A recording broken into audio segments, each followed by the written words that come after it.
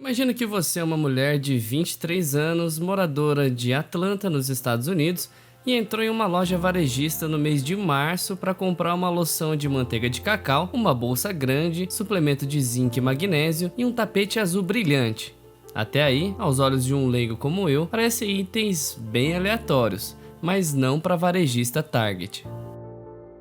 Para essa empresa, essa mulher tem 87% de chances de estar grávida e que a data final do parto será no final de agosto. Um analista de dados observou que mulheres grávidas compram mais suplementos de cálcio, magnésio e zinco, além de sabonetes sem cheiro, desinfetantes para as mãos e panos de banho. Dias após essa compra, a mulher de 23 anos começou a receber cupons de desconto na Target para mulheres grávidas. O pai dela, quando soube, ficou furioso e prometeu processar a empresa. Mal sabia ele que a previsão deles estava certa. Combinando a análise de dados dos usuários, ciência de dados, infraestrutura, poder computacional, sistemas de algoritmos e plataformas automatizadas, a Target aumentou seu faturamento em 52%, saltando de 44 para 67 bilhões de dólares. O exemplo dessa mulher é de 2012, há 12 anos atrás.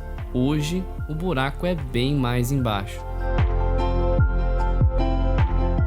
Esse é o capitalismo de vigilância, a combinação de todos os seus dados, como voz, localização, cliques, compras, fotos, vídeos e até as cores usadas em filtros nas suas redes sociais, para que as empresas analisem, façam uma previsão quase perfeita de qual será a sua próxima decisão de compra e assim vendam essas informações do seu eu do futuro para as empresas anunciantes da internet. A Target foi um exemplo que chocou porque veio a público e teve repercussão na sociedade. Porém, o Google faz a mesma coisa com excelência desde 2004, quando a empresa abriu seu capital na Bolsa de Valores americana e declarou como sua missão organizar a informação mundial e torná-la universalmente acessível e útil. Uma dúvida que fica é: será que em 2012 aquela mulher autorizou organizar sua informação, torná-la acessível universalmente e útil para o aumento de lucros de uma empresa privada? Outra pergunta interessante a se fazer é: se o Google foi fundado como um site de buscas, por que atualmente a empresa tem mais de 800 produtos e serviços? A resposta é simples: captura do seu, do meu, dos nossos dados sobre tudo que eles puderem. Se a Target é apenas uma única empresa varejista e conseguiu ser assertiva em 87% no caso da mulher grávida, apenas com a navegação dela no seu site e pelo carrinho de compras, imagina se você tivesse uma fonte quase infinita de dados dos usuários, como Android, Gmail, Google Drive, Play Store, Google Maps, Street View, carteira Google, YouTube, Google Play Music, Chromecast, Google Home, Google Wi-Fi, Android Wear, Android Auto, dentre centenas de outras fontes de dados do usuário. Sem dúvidas, o Google é a maior delas atualmente, mas tão grande quanto estão as concorrentes nesse mundo dos dados, como a Amazon, Apple, Microsoft,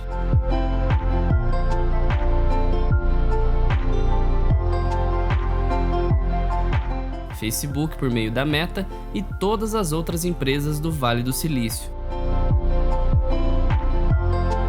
Mas qual o problema dessas empresas em terem meus dados e usarem eles para lucrarem, sendo que eles me oferecem os seus serviços de graça? Como você verá, elas não só roubam muitos outros dados sem a permissão dos usuários, como induzem certos comportamentos na sociedade, influenciam na política, na economia, na educação e até na medicina. Se engana quem pensa que o Google surgiu em uma garagem e, graças ao trabalho árduo dos seus CEOs, a empresa alcançou o sucesso. No começo da companhia, em 1999, eles receberam um aporte de 25 milhões de dólares da Sequoia Capital, a principal empresa de capital de risco do Vale do Silício. Com a crise das .com nos anos 2000, os investidores de risco queriam ver o Google lucrar, o que não vinha acontecendo. Cedendo a pressões dos capitalistas, os fundadores Larry Page e Sergey Brin mudaram os rumos da companhia de melhoria de produtos para os usuários para propaganda direcionada e rastreio do comportamento para prever as ações e lucrar com os anunciantes. Conforme dito por um jornalista da Bloomberg em 2006, o Google maximiza a sua receita que obtém a partir desse precioso patrimônio, dando a sua melhor posição ao anunciante que tem a maior probabilidade de pagar ao Google o máximo no total.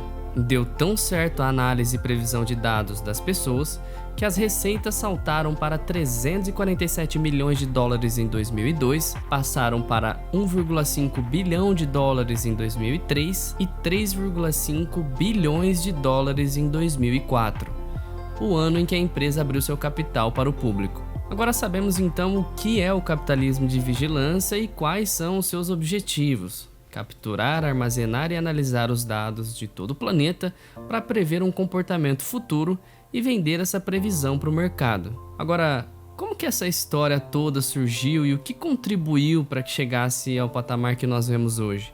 A resposta é uma data marcante: 11 de setembro de 2001.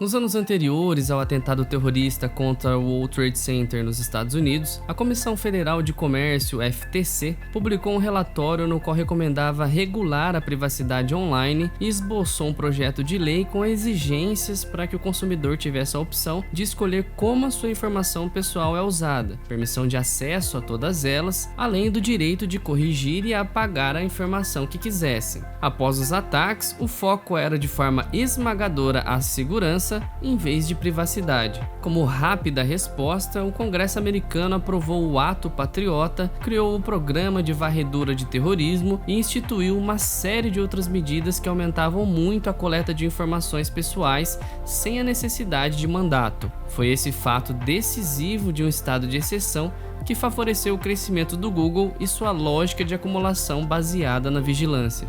Em 2003, 2 anos após o atentado, a Agência Nacional de Segurança Americana, a NSA, pagou 2 milhões de dólares para equipar a agência com tecnologia de busca do Google por uma ferramenta capaz de varrer 15 milhões de documentos em 24 línguas disponíveis na internet. Em 2004, o Google adquiriu a Keyhole, empresa de mapeamento por satélite que tinha como principal investidor de risco uma empresa da CIA, a Inktel. A Keyhole se tornaria o embrião que deu origem ao Google Earth e logo depois ao Google Maps. A partir da mistura de agências de inteligência, Big Techs do Vale do Silício e verbas públicas milionárias, o desenvolvimento de produtos de captura de dados dos usuários só aumentou. Um deles foi o Street View do Google, aquele carro com uma câmera em cima que passa registrando todas as ruas de uma cidade. Em 2010, a Comissão Federal Alemã para a Proteção de Dados revelou que o Street View camuflava uma varredura de dados secreta. Enquanto o carro passava em frente às casas, ele coletava em sigilo dados das pessoas das redes de Wi-Fi privada, como e-mails inteiros, senhas, nomes, números de telefone, informações financeiras, transcrições de bate-papo, além de informações médicas, dados de localização, fotos, arquivos de vídeos com áudio, dentre vários outros dados. Além da Alemanha, o Google também realizava essa prática em 12 países ao todo, como Canadá, França, Holanda, Suíça e vários outros. Foi graças ao processo que o Google sofreu na Europa que, na Alemanha, qualquer cidadão que não quer aparecer no Google Street View pode solicitar para a empresa que apague a sua residência do mapa, e então eles colocam um efeito de desfoque na residência de quem solicitou. Em 2011, a companhia encerrou o programa Street View na Alemanha, mantendo, mas não atualizando as imagens já coletadas, e só retornou em 2022. E para manter as suas práticas convencendo a opinião pública sobre os seus avanços tecnológicos invejáveis, o Google forneceu financiamento para professores universitários para pesquisa e artigos sobre políticas que sustentassem as posições da companhia,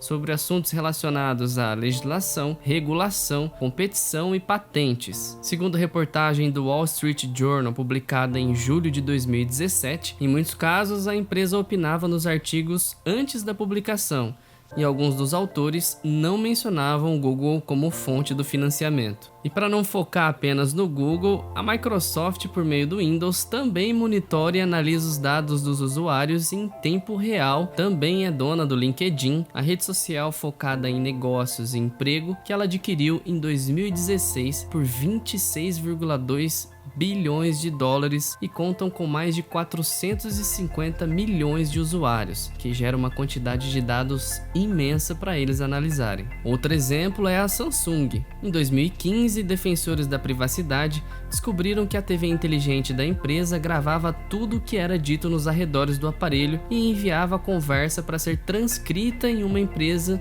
líder em sistemas de reconhecimento de voz, a Nuance Communications. Questionada, a Samsung respondeu: "Por favor, esteja ciente de que suas palavras faladas incluem informações pessoais ou quaisquer outros assuntos sigilosos. Essa informação estará entre os dados capturados e transmitidos para terceiros mediante o uso de reconhecimento de voz." Bom, se não pudermos mais falar sobre assuntos pessoais e sigilosos dentro de casa, onde faremos, não é mesmo, Samsung?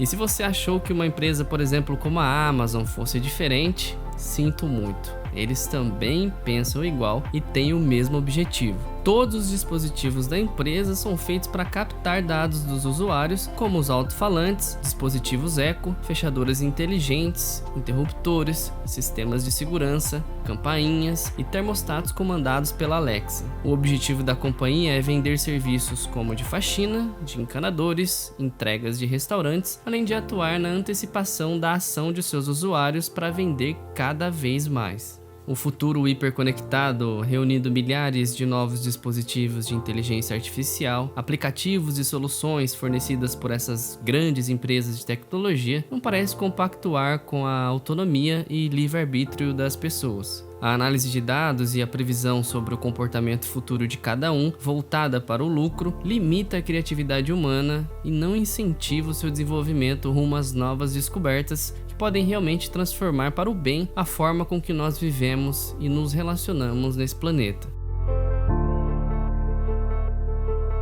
E nesse vídeo você descobriu o que é o capitalismo de vigilância, onde e como ele surgiu e quais são as suas aplicações e riscos no nosso dia a dia e no futuro da humanidade.